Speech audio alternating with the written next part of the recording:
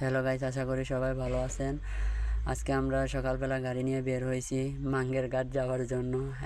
এই নামটা আমি জীবনের প্রথম শুনলাম।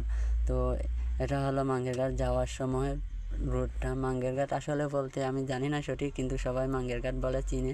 ওইটা চৌদ্দগ্রামের ওইখানে, মানে চৌদ্দগ্রাম কিশোরগঞ্জের এখানে নদী একটার নাম মাঙ্গের ঘাট। ওই ঘাটের মধ্যে আমরা মাল নামাইতে যাচ্ছি আজকে।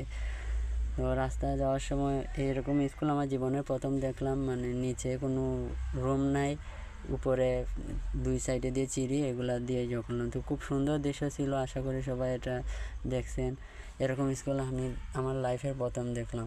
তো এখন আমরা মাল নামানোর জন্য সব মানে লেবার আছে, মাল নামাচ্ছে।